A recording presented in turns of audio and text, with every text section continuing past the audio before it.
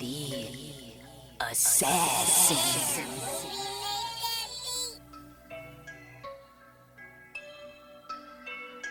You know I break necks, call me Jack Tate.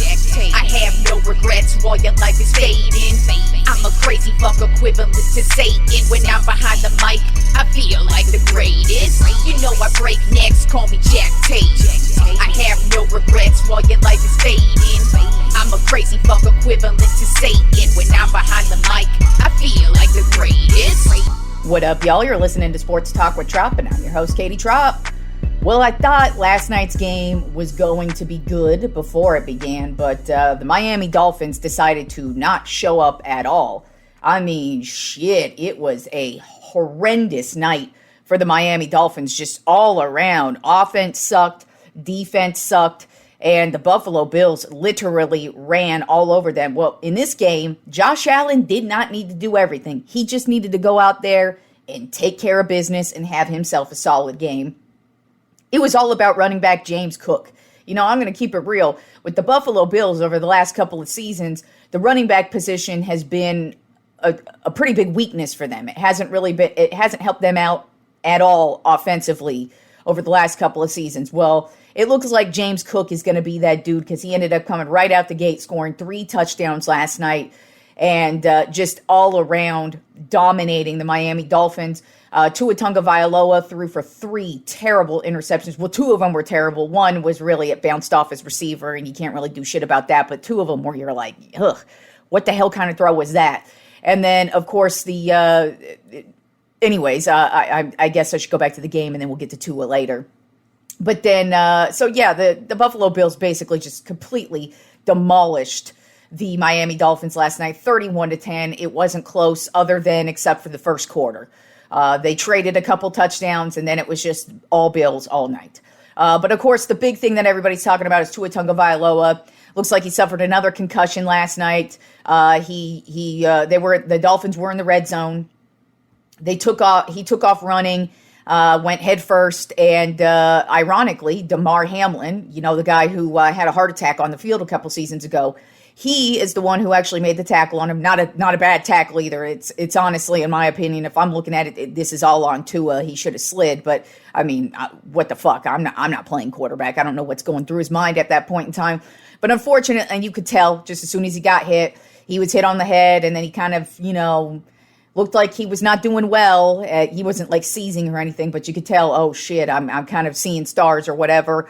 He was taken off the field, and then they announced he had a concussion. So we don't know what's going to happen there. One thing that I hate listening to is the day after shit like this happens. Of course, a couple years ago, Tua suffered numerous concussions in one season. He ended up missing the rest of the season afterward. So yes, he has a history of concussions, but it's really annoying how people want to tell him what to do with his own body. Tua Tagovailoa is a grown-ass man, and he should be able to choose what he wants to do. The rest of you people talking about he needs to retire, hey, you don't know shit.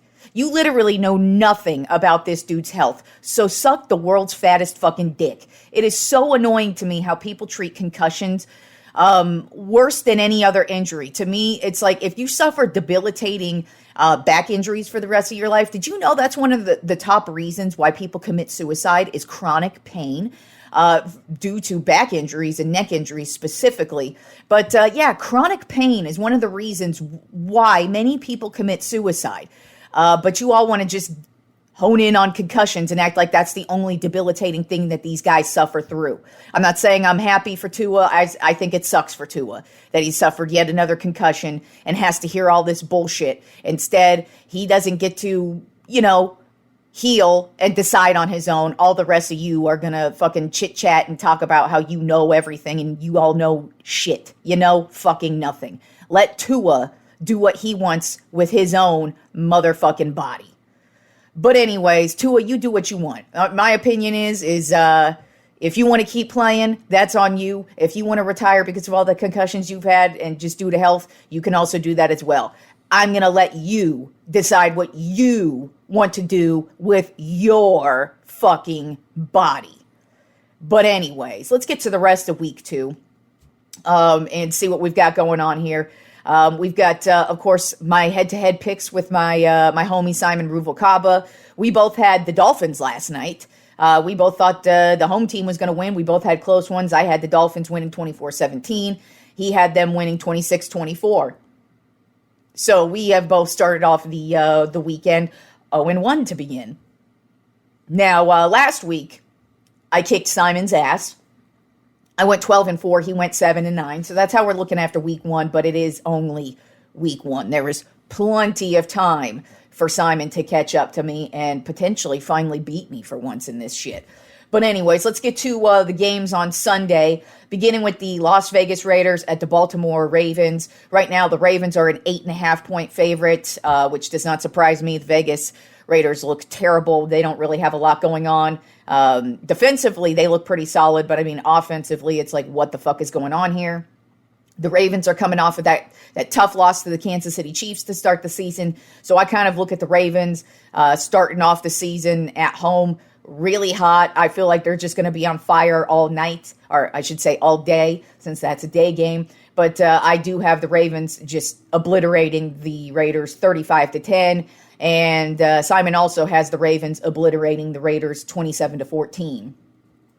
Then we have the Los Angeles Chargers at the Carolina Panthers. Right now, the Chargers are a 3.5-point favorite. The Chargers showed a little bit of promise last week. They got some help from the running back position. The receivers look pretty decent. They still obviously have some issues that they need to put together and work out and figure out an identity for this team. But so far, not a terrible first game for them. Panthers, on the other hand, looked like shit. They have a ways to go. But I don't think this is going to be like last week's game. I think they're actually going to, make it a decent game, at least for the first half, we'll say. But I do have the Chargers winning this one 23-14 just because I feel like they are the better team. But I do think Carolina's going to look slightly better than they did last week. Simon, the Carolina Panthers fan, is going against his team this week. He's got the Chargers winning a close one 24-23. Then we have the New Orleans Saints at my Dallas Cowboys. Right now, the Cowboys are a 6.5-point favorite. They're coming off of an extremely complete game last week, and the Saints are also coming off of a complete game. So I feel like both of these teams are going to kind of balance each other out. I don't really see this being like a runaway game for either team. But I do think the Cowboys are going to come out on top in this one, 27-20. And Simon also has the Cowboys winning a close one, 31-28. Then the Tampa Bay Buccaneers are at the Detroit Lions. Right now, the Lions are a 6.5-point favorite, which I got to say, I think is weird because I kind of waffled on this pick because for some reason, I'm getting this feeling like Tampa's going to go up to Detroit and win. I don't know why. I was not bold enough to go with the pick just because I'm like, Detroit is the better team between the two. I mean, Detroit's got solid defense, solid offense, good special teams. Tampa is lights out on offense, and then everything else, you're like, what's going on here? But I would not be shocked if Baker Mayfield makes this an interesting game. Now, I do think it's going to be a close battle, but I have the Lions winning 23-21, but I would not be surprised if Tampa walks away with the win in this one. And Simon also has Detroit winning a close one, 23-20. Then we have the Indianapolis Colts at the Green Bay Packers. Right now, the Packers are a 5.5-point favorite, which kind of surprises me because Jordan Love is not going to be playing in this one. And once Love went down, I pretty much count this team out because their quarterback is Willis, who was a backup quarterback in Tennessee. Now he's a backup quarterback here in Green Bay. He hasn't really shown me that he's even a halfway decent quarterback at this point, so I have a lot of questions about the Green Bay offense until Jordan Love gets back. Meanwhile, the Indianapolis Colts, they actually looked really good on offense last week. Not too bad on defense either. I don't know what I'm getting from this Indianapolis Colts team. I don't want to say they're a contender or anything like that, but I am going with Indy in this matchup just because the Green Bay Packers are pretty much fucked, in my opinion, without Jordan Love. The Indianapolis Colts put together a solid game last week, even though they didn't get the win. They put the Texans, they pushed them to the limit. That's for damn sure. So I kind of look at this one, and I think the Indianapolis Colts are going to go right up to Green Bay and get the win, 20-10. And this is one disagreement between Simon and I. He still believes in the Packers without Jordan Love. He's got them winning a close one, 27-20. Then we have the Cleveland Browns at the Jacksonville Jaguars. Right now, the Jaguars are a 2.5-point favorite. I think this is going to be a big game for the Jaguars. I think they're actually going to just come right out and obliterate the Cleveland Browns. The Browns did not look like a good team at all last week. There are many questions. Even their defense didn't look as stout as they normally do. And the Jacksonville offense is pretty potent if they want to be. So I actually think they are going to have a high-powered offense this week against the Cleveland Browns, and I've got the Jaguars winning 31-10. Simon also has the Jaguars winning big 23-9. Then we have the San Francisco 49ers at the Minnesota Vikings. Right now the Niners are a 7.5-point favorite. The Vikings, to me, they beat the shitty-ass Giants, so I don't really know what this team's all about, whereas the 49ers are still the 49ers. They're stacked to the building with talent, and I just don't believe in the Vikings. There's nothing about the Vikings where I go, oh, yeah, this is going to be a good team. So I actually think the Niners are going to have a really easy day. I think they're going to kick the shit out of Minnesota 42-13. Simon also has the Niners, but in a much more lower, closer game than I do. He's got the Niners winning 27-23. Then we have the Seattle Seahawks at the New England Patriots. Right now, the Seahawks are a 3.5-point favorite. Both of these teams are very suspect to me. I think the Patriots kind of got a lucky win last week. And the Seahawks, I just don't know what kind of a team they are yet. I mean, yes, they did get a win last week, but there's still a lot of questions about them and what's going on with them. With that being said, I still think overall, from a roster standpoint, the Seattle Seahawks are a better team than the Patriots. I do think it's going to be a close game, but I have the Seahawks winning 20-18. And Simon also has the Seahawks winning a close one, 21-20. Then we have the New York Jets at the Tennessee Titans. Right now, the Jets are a 4.5-point favorite. They are coming off of a pretty bad loss to the 49ers last week.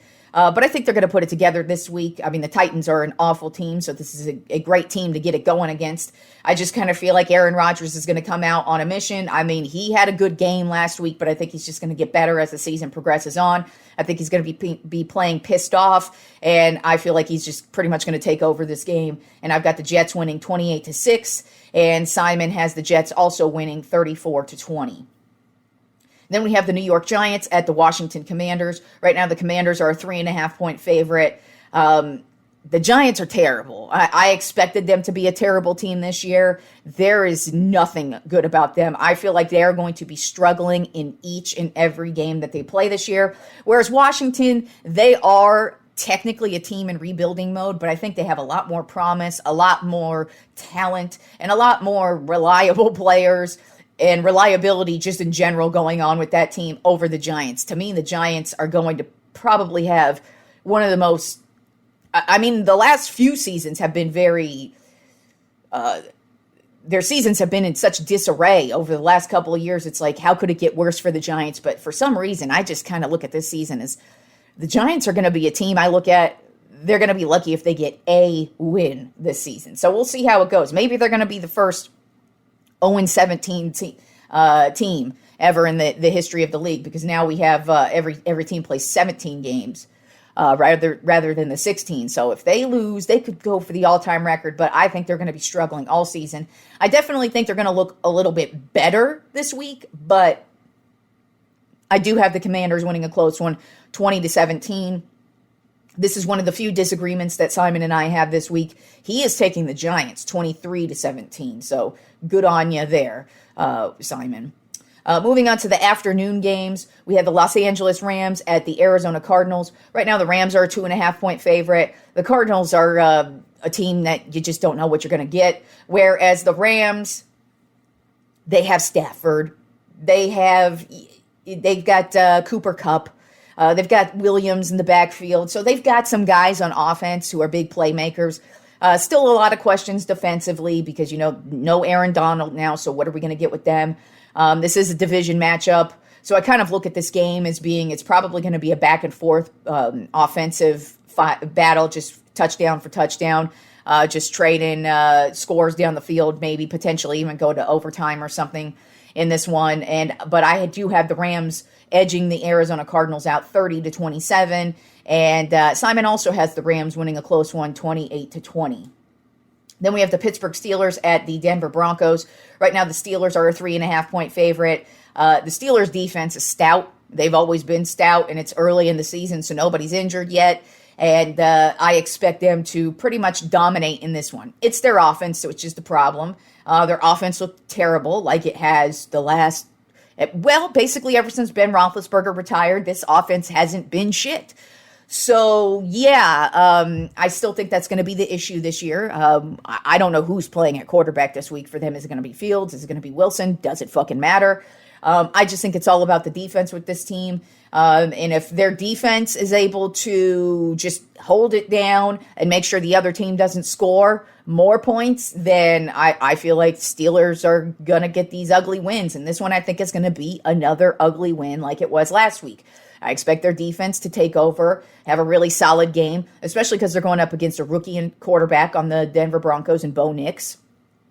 He had a terrible week last week, so who knows what we're getting from him this week. But this Pittsburgh Steelers defense is not what you want to go up against for your second game of your NFL career. But hey, welcome to the NFL is what I have a feeling TJ Watt is going to be saying all day for the Pittsburgh Steelers. But I have the Steelers winning ugly this week, 16-7.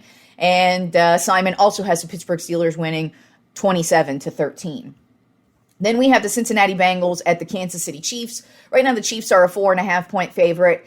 Usually, I get a bit more excited for this matchup because the Bengals have always played the Chiefs well. And hell, who knows? Maybe we will still get that same gritty matchup. But man, the Bengals looked bad last week. Now, we can all hope that was week one jitters, or was that what they really are going to be? I mean, because you got to look at it with the Bengals. Their running back position is different now. They don't have Mixon anymore. So is that going to be an issue? T. Higgins, he started off the season injured. Is this going to be an issue? Or was just last week them overlooking the Patriots and just coming out and having a shitty game and they're going to regroup and get it together this week? Now, I think they're going to regroup and get it together this week. But the Kansas City Chiefs looked pretty fucking good last week. I keep raving about Xavier Worthy, hook 'em horns motherfucker. He was a Texas Longhorn, so I always root for my Longhorns whenever they transfer into the NFL, and I thought Worthy was going to be a beast when he hit the NFL, and the Chiefs got a beast, and he showed in his first game what he's got.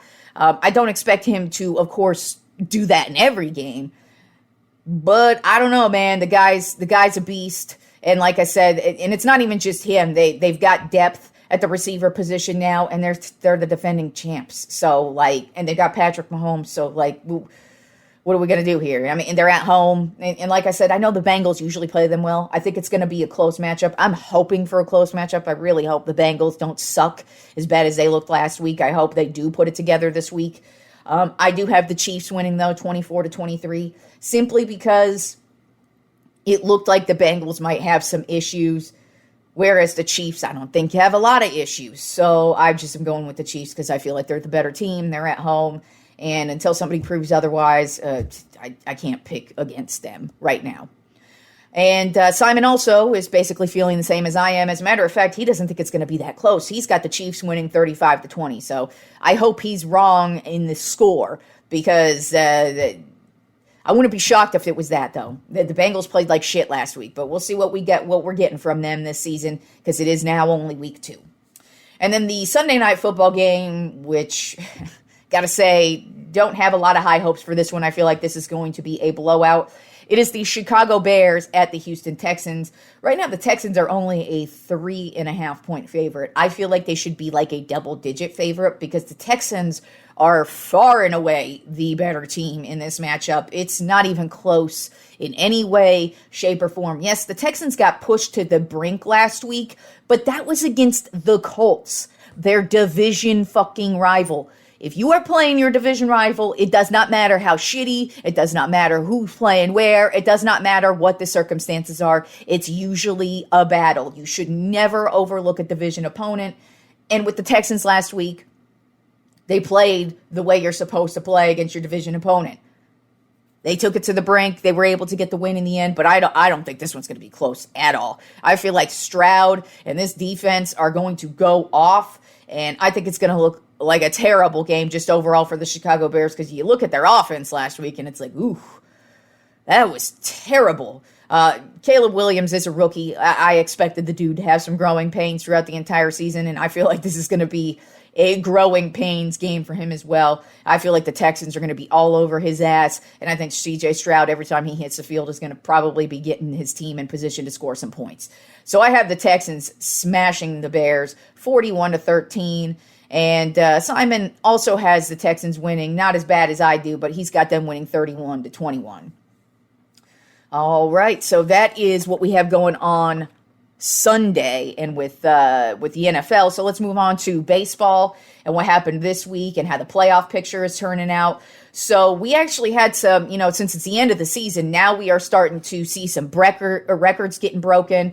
And we actually had pretty much every day this week, a record was broken or set at some point. So beginning on Monday, in a Pittsburgh Pirates win over the Miami Marlins, a 3-2 win. Starting pitcher Skeens, man, this guy has been having a phenomenal year. I unfortunately have not been able to discuss him a lot just because, the Pirates have not been good. And so I usually highlight pretty much the good things going on in the league. I don't cover every single thing. And so I haven't been able to discuss Skeens a lot because the Pirates suck. But he's been their only shining star on the season. He actually got his 151st strikeout on Monday night. That actually puts him as the most by any starting pitcher in Pittsburgh Pirates history. So that just goes to show you he is living up to the reputation that he has come into the league with. And it's going to be interesting to see how the rest of this guy's career goes, because the Pittsburgh Pirates actually are well known for finding these gems. Garrett Cole actually used to be a Pittsburgh Pirate when he was drafted into the league, and he dominated over there. So the Pirates are well known for finding these pitchers, but then also well known for trading them away at some point. But until now, or up until then, Skeens is now with the Pirates, and he is dominating, and he now is the strikeout leader for the Pittsburgh Pirates by a rookie. Then on Tuesday, another record was broken in a 7-3 win by the San Diego Padres over the Seattle Mariners. Manny Machado became the San Diego Padres all-time home run leader with 164 home runs, and he's only been with the team since 2019. So, yeah, the dude has been mashing home runs. He actually has 339 career home runs, but now he is the all-time home run leader for the San Diego Padres, and he hasn't even been there that long. So, congratulations to him.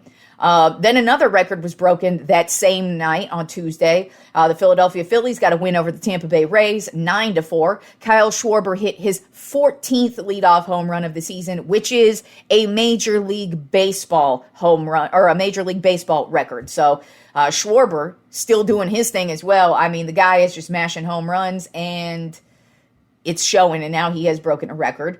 And then another record broken last night, unfortunately against my team, the San Francisco Giants. The Milwaukee Brewers got a win 3-0. Jackson Chourio, their rookie phenom, hit his 20th home run of the season. Well, he has now become the youngest player to have 20 home runs and 20 stolen bases in a year. He's the youngest player to do it at 20 years old. So 20, man, the guy has 20s all over the place. But Jackson Chourio, he has been phenomenal for the Brewers, and it shows with that record. So turning to the playoffs, because now we are officially about 2.5 weeks out from the beginning of the playoffs. So these next couple of weeks are going to be key for a couple of teams here. To me, I feel like it is what it is. What I'm going to, it pretty much has been this since I want to say the last couple of weeks have pretty much been the same teams, and I feel like we're not going to have much change. I don't really see a team coming out of nowhere these next couple of weeks and really sneaking in. I think it's going to be who we're talking about today. So let's start off with the American League. Right now, the Yankees not only lead the American League East, but they would be the number 1 overall seed in the American League. Them and Baltimore, like I said, they're basically in the same boat right now. They are not playing great baseball, but they're not playing terrible baseball. But they're going back and forth with each other right now. The Yankees hold the lead over the Orioles by 2 games. Then the second place team right now in the American League goes to the Cleveland Guardians. They lead the American League Central over the Kansas City Royals by 4 games. And then the third place team right now leading the American League West, the Houston Astros maintain their lead, 4.5 game lead over the Seattle Mariners. Then the wild card right now is the Baltimore Orioles, the Kansas City Royals, and the Minnesota Twins. With the Detroit Tigers 3.5 games out, the Boston Red Sox 4.5 games out, and the Seattle Mariners 4.5 games out. To me, it's going to be probably either, since the Yankees and the Orioles, they're going back and forth for the division. Whoever wins that division is getting the division, but the other team is going into the wild card. So I feel like the Yankees, the Orioles, for sure going to be that top spot for the wild card. Kansas City and Minnesota, while both of them, Kansas City's been on the downside right now. Minnesota doing their thing, but I don't really see those other teams. I mean, Detroit, meh. Yeah, Scooble's having a great year, but I mean, I don't really see them sneaking in there. Boston, they've had their moments. Seattle, they've also had their moments. But overall, I think what we are looking at with the American League today is what we're going to be looking at once the playoffs begin. And then the National League, right now, the number 1 overall seed is the Philadelphia Phillies yet again. They have the lead in the National League East division, an 8-game lead over the New York Mets. Then the second place team right now in the National League is the Los Angeles Dodgers. They have a 5-game lead over the Arizona Diamondbacks in the West. And then the third place team in the National League is the Milwaukee Brewers. They have a 9-game lead over the Chicago Cubs in the Central. So in my opinion, those are the division winners. I really don't see any 3 of those teams falling apart to lose their divisions. And then in the wild card, Arizona, San Diego, and the New York Mets are the wild card teams. Atlanta is 1 game out. And so I look at Atlanta, they could sneak in, especially, Arizona, San Diego, the Mets, and Atlanta are basically playing the same type of baseball right now. They go up, they go down. They've got depth, but they've got injuries, and they're just not playing consistent baseball. So it's basically probably going to come down to the last day of baseball to decide this wild card matchup here. And then beyond the Braves, we've got the Chicago Cubs 5 games out and the St. Louis Cardinals 6 games out. I feel like those are real long shots to make the wild card, but might as well bring them up just on the off chance they make some little 2.5-week run here. But the National League, I feel like definitely the division winners, those are locked up. The wild card, it's just going to basically come down to these last 4 teams and who's able to put it together all the way to the bitter end. Now, we do have some big fights this weekend. Las Vegas is usually the fight capital of the world. Well, this weekend, it is 100% the fight capital of the world. First of all, we've got UFC 306. It is going to be at the Las Vegas Sphere. The first time a sporting event is going to be held in the Sphere. Ever since they opened that place, Dana White has said he wants to bring the UFC to the Sphere just because, the place looks dope as fuck. So I imagine watching a fight there is going to be pretty fucking awesome.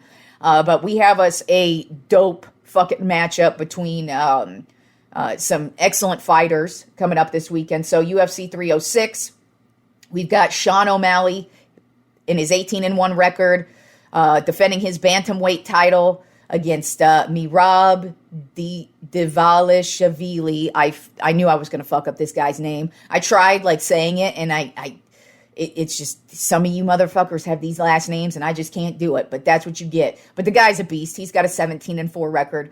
I think he's going to give O'Malley a run for his money. But right now, O'Malley is probably one of the hottest UFC fighters right now. The guy is on a tear. He has fucking hands that are bricks. This guy, when he knocks you out, he knocks you out. And it's crazy because he's not really a big guy.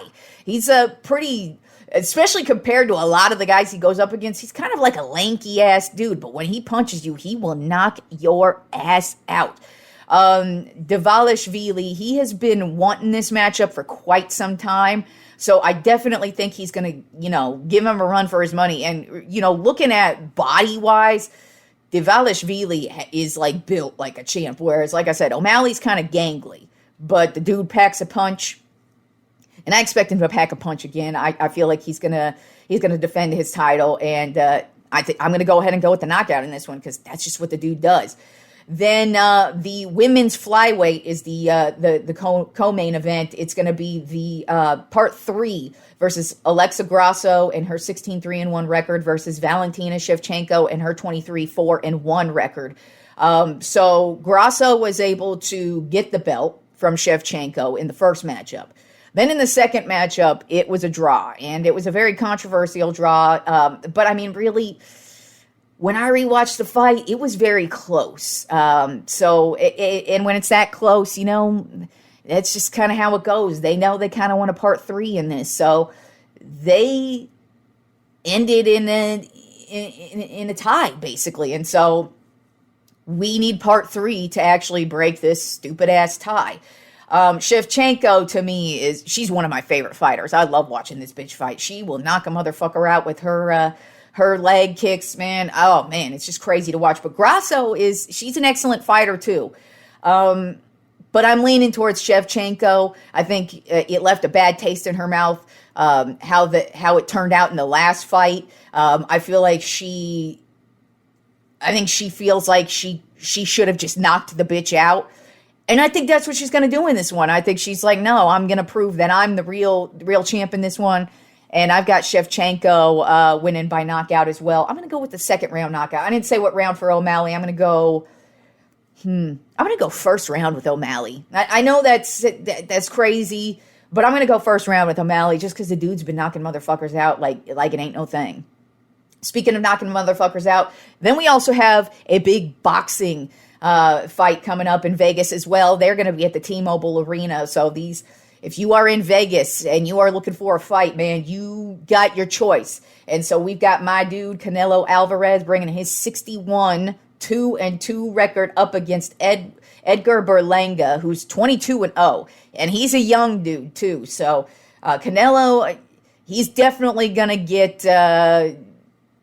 tested in this one for sure. But, I'm always going with my dude Canelo. The guy is a beast. I agree with what he said. His experience, 61-2-2. That is how many fights this guy has fought. That's why I love Alvarez. He is like a legit fighter to me because, they don't fight, back in the day of boxing, like boxing of old, like, some of the reason why, these Sugar Ray Robinsons and Muhammad Ali's, the reason why they have, so many fights is because they used to fight, regularly. In boxing today, sometimes dudes will only fight, once a year. Whereas Alvarez, he usually has 2 fights a year, sometimes 3. He hasn't really done that lately, but, that's what I like about Alvarez is he continues to fight like a fighter should. Not this, he did, unfortunately, make me almost vomit and say he would like to potentially go up against Conor McGregor in one of those fucking bullshit gimmicky fights.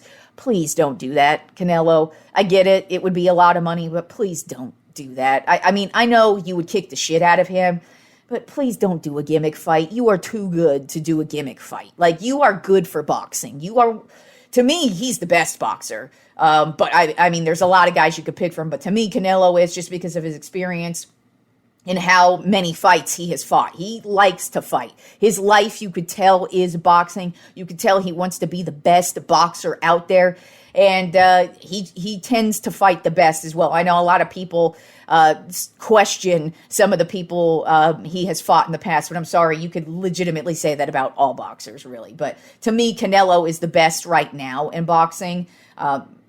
I don't know where he'd rank historically, but I definitely think he would be up there, especially when his career's over, whenever that is. But his experience to me is going to outweigh Berlanga in this one. He just seems ready for this one, and I've got Canelo winning. I don't know if he's got the knockout in him anymore. It's been a minute since Canelo's done that, so it's probably going to go the distance. And in that case, I've always got Canelo in that one. All right, so moving on to my Tropp 10 list this week. Still with the theme of my favorite players from my favorite teams. I've already done my favorite San Francisco Giants and my favorite Dallas Cowboys. So now let's move on to my Tropp 10 favorite Lakers. This was another difficult list to make, except for one, of course. I pretty much always know my number one as soon as I start the list because they're my number one favorite players. But let's go ahead and start it off with number 10. He did... As I keep saying, with all these favorite teams lists, I'm only talking about the time they are with my favorite team. So with these Lakers, we are only talking about their time with their Lakers. And at number 10, my 10th favorite Laker is Gary Payton. He played point guard for the Lakers for a short period of time, to 2003 to 2004, which was unfortunate because, he basically came to the Lakers because this was at the height of their dynasty, but unfortunately it was also the height of the Kobe versus Shaq shit. And so basically that really tore them apart from the inside, and they were never able to win a championship with Gary Payton. But I will say, Gary Payton, when he played those couple of years, he wasn't the Gary Payton that we're used to seeing, the glove, one of the greatest point guards to ever do it. But he did his part. I mean, there were games where he was the only dude because Karl Malone pretty much was injured like his entire couple of seasons he was with the Lakers. And then also in this the 2003-2004 season, Kobe and Shaq, they had a couple of injuries, so even those guys were not in games. And so Gary Payton actually took over quite a few games and helped us get quite a few wins and get into the playoffs, even though he didn't have his typical Gary Payton type career. But to me, Gary Payton is one of the greatest to ever do it. One of the greatest point guards, hands fucking down. And so what I remember when he signed, I was like, hell yes, we finally have Gary Payton, because the dude was amazing, especially defensively. Even though it was a short time there, we didn't win a championship with them, I don't give a shit. I love Gary Payton, and he's definitely on my list of Tropp 10 favorite Lakers. Then at number 9 on my Tropp 10 favorite Lakers, Andrew Bynum, played center for the Lakers from 2005 to 2012. He was one of the last high school to NBA guys, because now you have to go to college for at least 1 year. He is one of the last to actually come straight from high school into the NBA. He's actually technically one of the youngest players ever because he was drafted at 17 years old, and he played in a couple of games when he was 18. But he really didn't actually start getting going until about 3 seasons into his career. He started working right off the bat once the Lakers drafted him, because he was their number 1 pick that season, and he was highly sought after. A lot of people wanted Bynum, but what the Lakers did is they had Kareem Abdul-Jabbar come in, and he got to be his mentor. And I mean, what a mentor to fucking have. But with Bynum, unfortunately for him, a lot of injuries to his knees are what really killed the end of his career. But Bynum, what I liked about him is that he never complained. When you're coming out of high school, that means you're a highly touted guy. And he didn't come in and say, yo, I'm going to take over. He was like, I just want to be a piece. And he would just go to work. And it took, like I said, it took a few seasons for him to really get going as a good player. But as his career wore on, he became a huge centerpiece for the Lakers, and he had some big games. And unfortunately, in the 2 seasons where we won the NBA Finals in 2009 and 10, he did get injured towards the end of both of them, so he really didn't get to show what he had as a dominating figure. But when he did come in, he did what he had to do. But I loved Andrew Bynum. I loved that we got to see his career develop. I just thought he was he was a great piece for the Lakers, especially in certain games. He would just take over, and I just thought he was an all-around solid Laker, and really enjoyed his career. Then at number 8 on my Tropp 10 favorite Lakers, Robert Horry. He played forward for the Lakers from 1997 to 2003. He is a 7-time NBA champion. Now, obviously, he didn't win all of those with the Lakers. 3 of those with the Lakers, a couple with Houston, and then a couple with the Spurs. But The guy is one of the most consistent players ever. That's why he has 7 rings. He's a role player. Robert Horry was not that. He's not a Kobe. He's not a Jordan. He's not a Steph Curry. He's not a LeBron. He's not the focal point of your team. But when you put Big Shot Bob in the game, you know he's giving it his all. You know he gets his hands on that ball. If it's any point in the time where it's time for a game winner, a buzzer beater, whatever the fuck, this guy's going to knock it down when it matters the most. And he did that for the Lakers. When he hit the game-winning shot in Game 4, 2002, Western Conference Finals versus the Sacramento Queens, this guy hit one of the biggest shots in Laker history ever. That's when I was like, oh, God, I love Robert Horry. I mean, I always loved him because, like I said, every time the dude came in the game, he was reliable. But Big Shot Bob, he would do that. And he did it in San Antonio, too. He did it in Houston. He was one of the most reliable players to ever play the game. That is why he is a 7-time NBA champion. Of course, teams overall, they do it. But he is an integral piece of every team he has ever been on. And he does that. Every team. And I loved his time with the Lakers. He was put in a game. He would make the big shot, but it was Game 4, 2002 Western Conference Finals against the Queens was when he had one of my favorite shots ever. Then at number 7 on my top 10 favorite Lakers, Anthony Davis.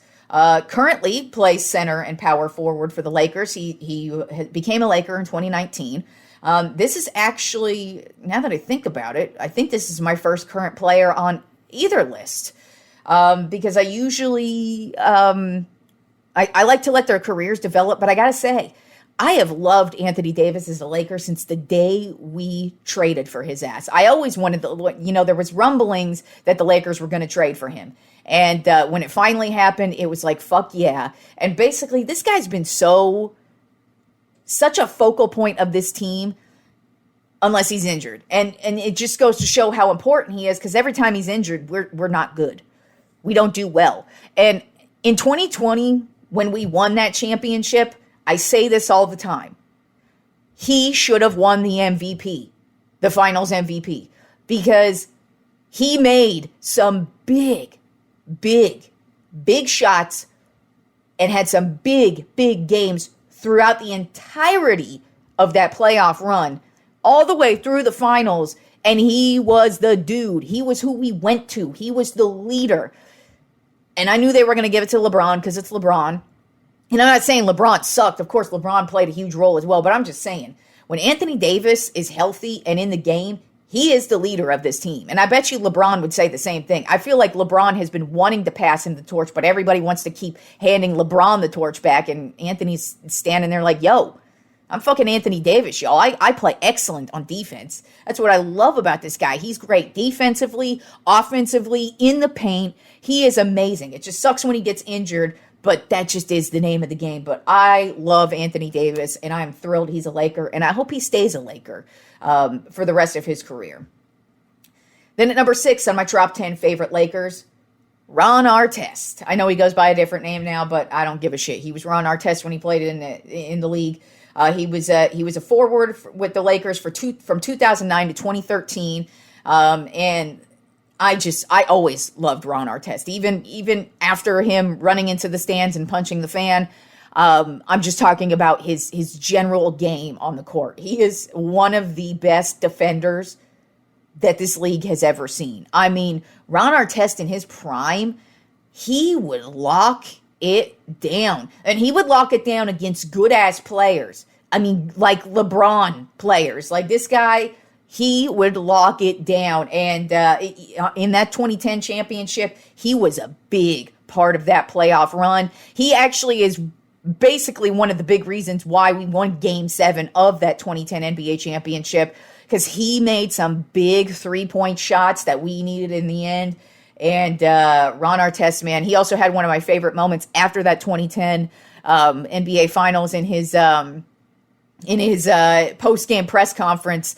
This is his first championship that he's ever won, so he's excited as fuck. But there is this one play where Kobe passes him the ball, and then he hits not the game-winning shot, but he hits a pivotal shot, we'll say. It's a shot that, because going down to the end, it was like a back and forth, and it was like whoever was getting these shots was getting the win. And Artest was a huge key role in this. And he goes in his post-game press conference, he's like, oh my God, I see Kobe with the ball, and Kobe passes me the ball. Kobe passes me the ball. And I make the shot, and I go, woo! Like, it's one of my favorite moments ever, because you're just like, he sounds like a little kid, and that's what's so great about sports is because, I mean, that's what we all did when we were little kids. You're pretending that Kobe's passing you the ball, you got the game winner, and he got to do it in real life. So I loved me Ron Artest.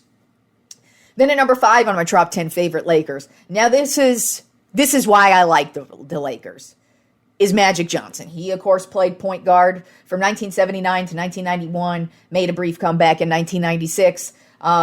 Unfortunately, I feel like we definitely would have gotten some more years out of Magic, of course, had he not contracted the HIV virus. But, and of course, I was born in 85, so I really only got a couple years of Magic Johnson, unfortunately, but that is why I like the Lakers. I used to watch Lakers games with my aunt. She was a Lakers fan, and she was a big Magic Johnson fan, and so basically ever since then, I was hooked. And so, like I said, I only got a couple years of watching Magic, but he's why I like the Lakers. He had to make my list.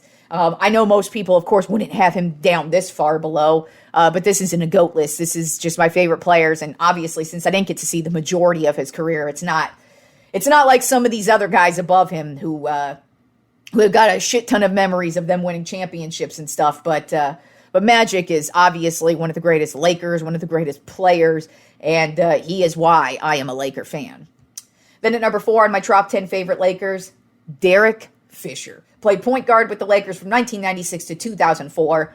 And this is one of the most reliable players we ever had. He was a part of this dynasty, and nobody really talks about him. But if you are a Laker fan, you know he was just as important as Kobe and Shaq was to this team. Just like Devin George, Luke Walton. There were a lot of guys in this dynasty that mattered. But Derek Fisher, I feel like, was the glue that held it together. I feel like he was the leader of the pack of this team.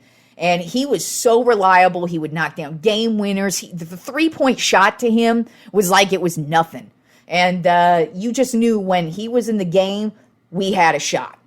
And one of my favorite Derek Fisher moments was actually Game 5 of the Western Conference semifinals versus the San Antonio Spurs. One of the most exciting games I've ever seen in my life. This is when the Spurs also were in their dynasty run with Tim Duncan, Tony Parker, Manu Ginobili. You got my Lakers, Shaq, Kobe, D-Fish. And the end of this game is just boom, boom, shot. I remember Spurs get the ball back with 11 seconds left.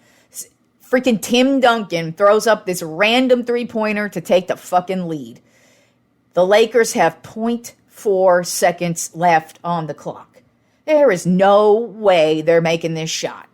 But you know for sure they're going to Kobe. That is all I'm saying. I remember watching this game. They're going to Kobe. They're going to Kobe. They're going to Kobe. They're going to Kobe. Whistle blows. Ball goes to Derek Fisher. Because everybody else is thinking exactly what I'm thinking. They're going to Kobe. They're going to Kobe. They're going to Kobe. No, they go to Fish, who shoots. The second he grabs the ball, it's like, boom, 0.4 seconds. Hits the game-winning shot, literally runs off the fucking court because it is one of the most amazing things ever done in basketball history. And that's just Derek Fisher, man. But, man, I still remember that. Oh, it was such a great game. But Derek Fisher got the better of the San Antonio Spurs in Game 5 that night. Then at number 3 on my top 10 favorite Lakers, Pau Gasol. Played power forward and center from 2008 to 2014 with the Los Angeles Lakers. He was such a great Laker. The second we traded for him, we were good. We were finally a legit team. It's like we traded Shaq away, and we had this lull where we just were not that good. We were just always on the outskirts, and it's like Kobe's playing his heart out, scoring 81 fucking points. Are we ever going to be good again? And then we get Pau fucking Gasol, and we never look back. One of the most reliable Lakers. Fucking loved him. He was so huge for that run, that 2009 finals, that 2010 finals. And he was Kobe's right-hand man. Kobe probably trusted Pau more than anybody in his career. I would go out on a limb and say that. That he probably did, because if you're a Lakers fan and you watched Kobe play, you know he had his trust issues with other teammates. I don't think he had those issues with Pau Gasol ever. I think he always knew Pau was there, and Pau was there. I fucking love Pau Gasol. One thing I always loved to do is he would always, when he would have this big, huge block, or just run down the lane and smash a fucking slam dunk in there, I would always go, "You have just been Gasol'd. You have been Gasol'd. You have been Gasol'd. You have all just been Gasol'd." Because he just would get this look on his face where it's like, "You have just been Gasol'd." I used to love fucking shouting that by myself, by the way. But, yeah, loved me some Pau Gasol. Then at number 2 on my top 10 favorite Lakers, Shaquille O'Neal. Played center for the Lakers from 1996 to 2004. I mean, one of the most game-changing NBA players ever. One of the most dominating centers to ever do it. An MVP, just a game changer in all ways, shapes, and forms. It doesn't matter how it ended. He was a phenomenal player. And I feel like we got peak Shaq too. We got to see not even just the game winners, but it's like the dude would score 60 fucking points in some games, and just like there would be times where it's like, who can stop him? I remember when Yao Ming came into the league and everybody's like, "Oh, it's going to be a battle for Shaq." Fuck no. Shaq made Yao Ming his bitch on so many fucking occasions. It's not even funny. Shaq was so fun to watch. Shaq, it just was fantastic, and he was actually what I would call the perfect Laker too, because he embraces the superstardom of it all and being famous, and he also he likes to shake hands with fans, and I know this as a fact because I actually have met Shaq once. I was in LA. It was actually his last season with the Lakers, so this had to have been like 2004, 2003, I guess. And I'm at the Beverly Center, which is it's a mall in Beverly Hills, of course. And we're walking around, and I remember I'm walking out of Guess, and coming up the escalator is this big-ass motherfucker, and I go, "Oh, my God, that's Shaq." And so my mom and I were walking out of Guess, basically as the time he's getting off of the escalator, and we're walking right next to him. I'm like, "Oh, my God, you are so awesome." And my mom hesitantly goes, Can I get a picture of you with her?" And he goes, "No, you may not." And I go, Can I shake your hand? And he's like, "Yes, you can." And he reaches out with his big ass fucking hand. I shake his hand, and my hand literally like disappears in his, because I'm 5'2", 105 pounds, and he is 7 foot tall and like 325. So yeah, that's a pretty interesting look there. But I mean, I obviously, he was just dressed down, and really, honestly, I can see why he didn't want to take a picture with anybody. But it was really fucking cool. And then when we were leaving, and we were waiting for our car, he was also waiting for his car too. And he was standing there. I didn't say anything to him, of course, but it's like, just like, whoa. But he was really cool. He was really nice. He did not give a shit that fans were at least wanting to shake his hand, because not only did he shake my hand, I was like one of the first people to spot him, but then I saw him elsewhere in the mall, I think at a jewelry store, and there were like 5 other people mobbing him, and he had a big smile on his face, shaking their hands as well, and just chit-chatting with them. So Shaq not only was an excellent basketball player, but I think he was the perfect Laker, just to embrace being a dude who's playing for one of the biggest teams. He's playing for, he didn't play for Showtime Lakers, but the Lakers are Showtime. They are the fucking Lakers. And so he was the star of the team, and he embraced it, man. And like I said, I met him once, and it was a great experience for me. But at number 1 on my top 10 favorite Lakers, I think you all knew this. Hello. Obviously, I've been doing my Jack Tatum intro since it's football season now, but you do know my other intro song is called Mamba Mentality. I've discussed my love for Kobe Bryant on here so much, I kind of feel like you had to have known number 1 was going to be Kobe Bryant, who was a lifetime Laker from 1996 to 2016. And if you know me, I love Kobe. He is why. I told you, Magic is why I love the Lakers.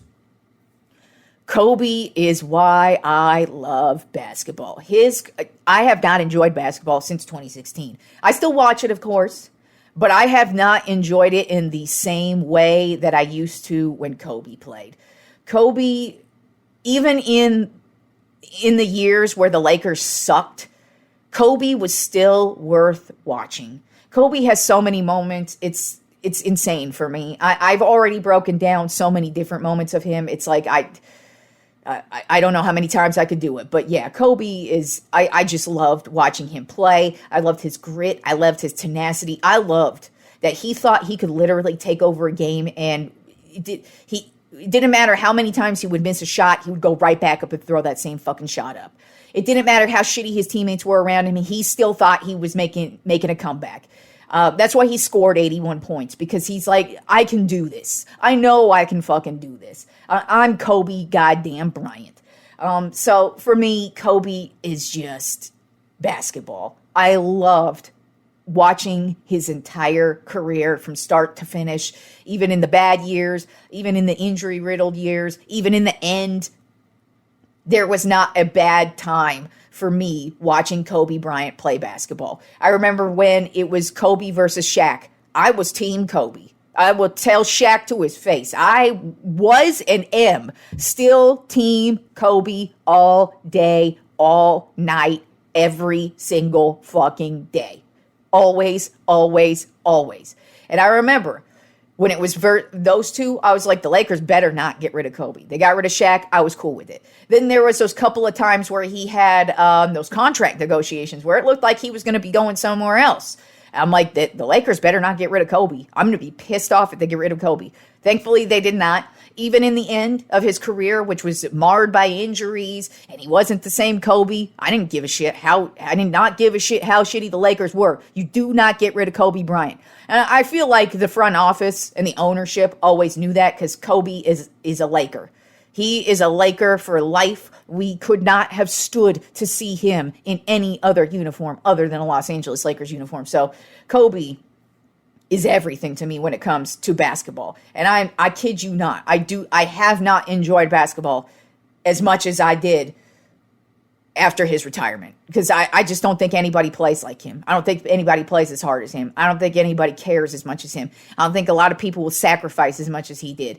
And he was excellent to watch. I loved Kobe still to this day. And I don't think there's ever a player going to surpass him for me personally. So Kobe Bryant, number one, that should not be surprising to you at all if you listen to the show or if you know me personally, because I'm Kobe all day. I got 2 fucking Kobe tattoos on me. That just tells you right there. You get me Kobe Bryant anything, it's going on my wall or my shelves or whatever the fuck. Kobe, Kobe, Kobe. All right, y'all. Enjoy this amazing weekend of sports, and I will talk to you fools on Monday.